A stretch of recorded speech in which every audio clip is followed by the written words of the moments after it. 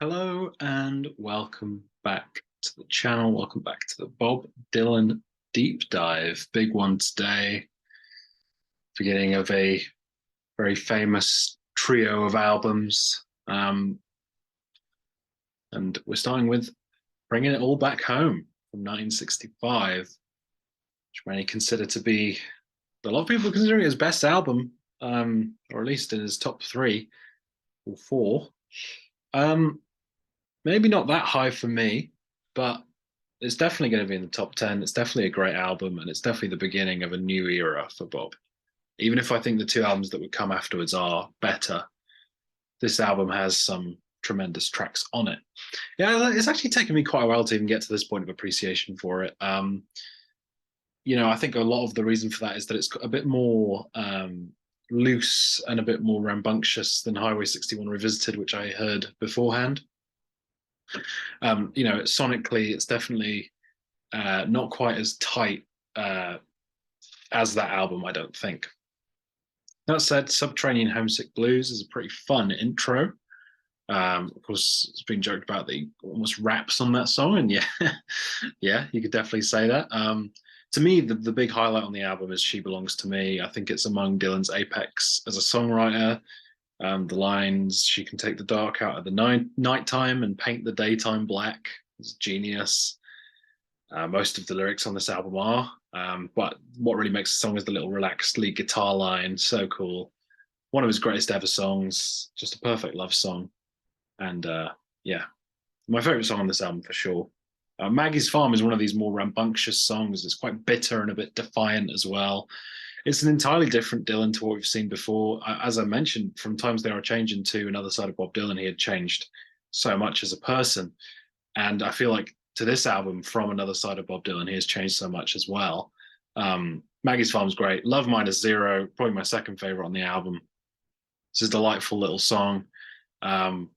I just love when Dylan writes like this. Obviously I love his characters and his sort of cryptic, poetic lyrics, but his sort of shorter, more to the point songs I really love as well. Outlaw Blues is pretty fun. I think Bob's vocal performance on the song really sells it. And it's not the best song, but it's still pretty fun. On the Road Again does strike me as a little bit filler, I've got to say. It has some fun lyrics, but it's not that great. I mean, the lyrical content kind of elevates it above the worst tracks from the albums before. Bob Dylan's 115th Dream is a song that I think is an absolute gem. It's one of my absolute favorites on the album. It's so joyous and infectious and crazy.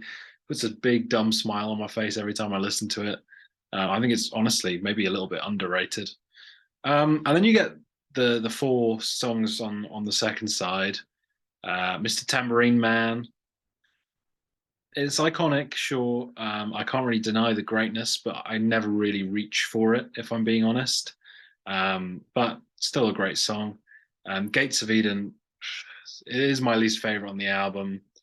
It's pretty generic, melodically speaking. He had done so much better in terms of songwriting already on this album, and on albums before. So, yeah, not a massive fan of that one. I think it drags a bit.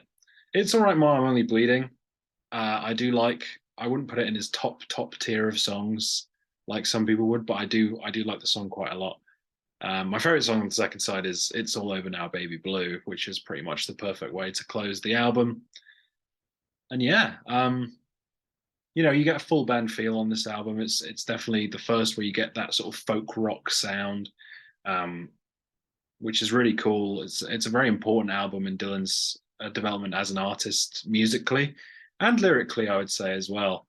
I think it does kind of suffer for me just because the two albums that come directly after, I think, are significantly better.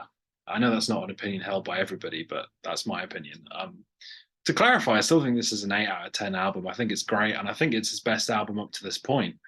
But I can't quite put it in his top tier. Again, it might make the top 5 albums by the end of this, but the next two coming after this are definitely going to be in the top 3. So that's kind of what we're comparing it with.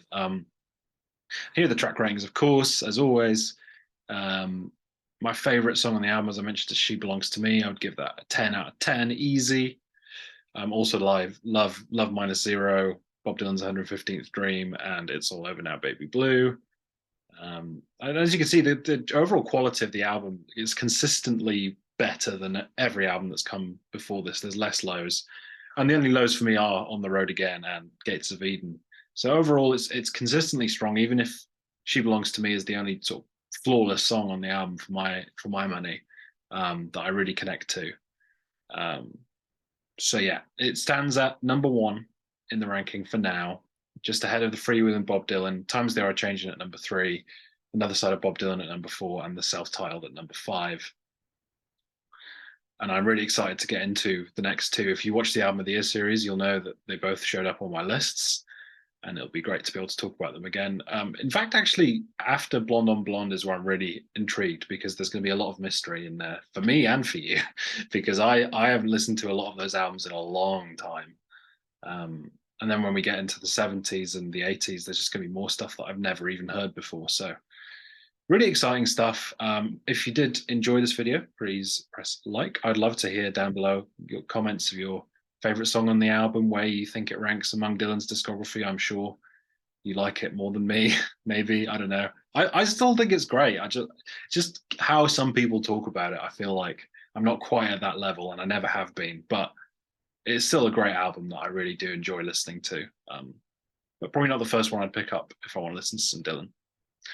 With all that to say, thank you very much for watching, and hopefully I'll catch you soon.